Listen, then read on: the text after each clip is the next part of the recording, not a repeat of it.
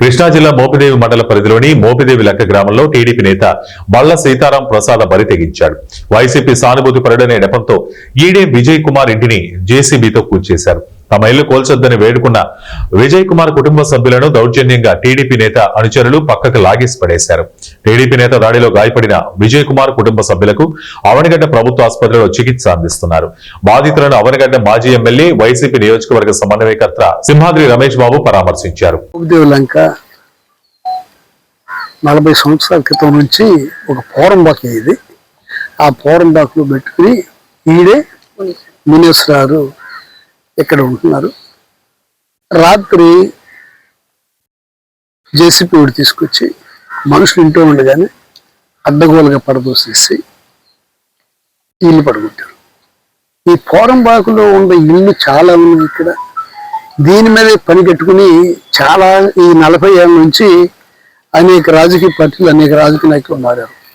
ఎప్పుడూ లేనిది కూటమి ప్రభుత్వం వచ్చిన తర్వాత వాళ్ళకు అనుకూలంగా ఉన్న మనుషుల ఎడల అవతల రూలు రైలు లేకుండా అడ్డగోలుగా ఇట్లా పడదోసేయటం అలవాటు అయిపోయింది. ఇది కూడా ఇక్కడ అటువంటిదే.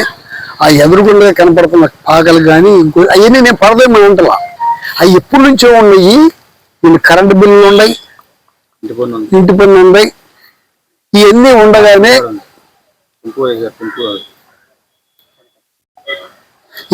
ఉండగానే ఇట్లా అడ్డుగోలుగా పడదోసి న్యాయం కాదు.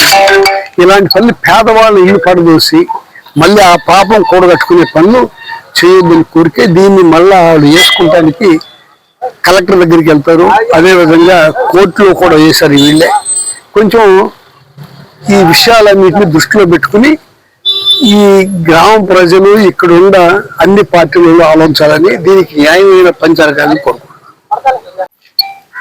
వైఎస్ఆర్సీపీ పార్టీ తరఫున అవనిగడ్డ నియోజకవర్గం చల్లపల్లి మండలం. నా పేరు రాజులపాటి కళ్యాణి. నేను చల్లపల్లి జడ్పీటీసీ, అలాగే రాష్ట్ర గౌడ్ సంఘం మహిళా అధ్యక్షురాలిని. వైఎస్ఆర్సీపీ పార్టీ తరఫు నుండి రాత్రి జరిగినటువంటి చర్య హేయమైనది. ఈ విషయాన్ని మేము తీవ్రంగా ఖండిస్తున్నాం. టీడీపీ నేతలు మరి కూటమి ప్రభుత్వాన్ని ముసుగులో వారు చేస్తున్నటువంటి అరాచకాలు 40 సంవత్సరాలుగా ఈడే విజయ్ కుమార్ గారి కుటుంబం మరి ఇక్కడ స్థానికంగా ఉంటుంది. మరి ఇంటి పన్ను కానీ కరెంటు బిల్లు కానీ కోర్టు నుండి కానీ అనుమతులన్నీ ఇది ఇక్కడ నివసించడానికి అనుకూలంగా ఉన్నాయని చెప్పి ఇవ్వడం జరిగింది. మరి అటువంటి విషయాన్ని కూడా వారు ఖాతరు చేయకోకుండా రాత్రి జేసీబీని తీసుకొచ్చి మరి ఇల్లుని కోల్చడం ఎంతవరకు సమంజసం? మనం మరి ప్రజాస్వామ్య పరిపాలనలో ఉన్నామా, ఎక్కడున్నామనే అనుమానం కలుగుతుంది. ఈ రోజున వైఎస్ఆర్సీపీ ప్రభుత్వంలో మా నాయకులు క్రమశిక్షణ కలిగినటువంటి మరి పరిపాలన అందించారు.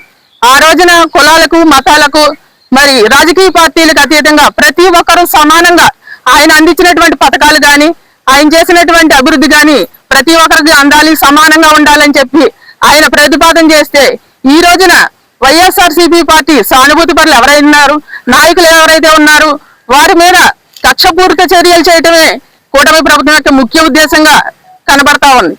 మరి ఒక విషయం గమనిస్తా ఉంటే ప్రభుత్వం వచ్చిన తర్వాత వారు 15 నెలల్లో ఎంత అభివృద్ధి చేశారు ఏంటి అనేది పక్కన పెట్టి వైసీపీ వారిని ఎంత తీవ్రంగా ఇబ్బందులు పెడుతున్నారు అనే విషయాన్ని ముఖ్యంగా ప్రభుత్వం చూస్తుంది తప్పితే ఇటువంటి హేయమైన చర్యల్ని మరి వైసీపీ పార్టీ తరఫున మేము ఖండిస్తూ ఉన్నాం.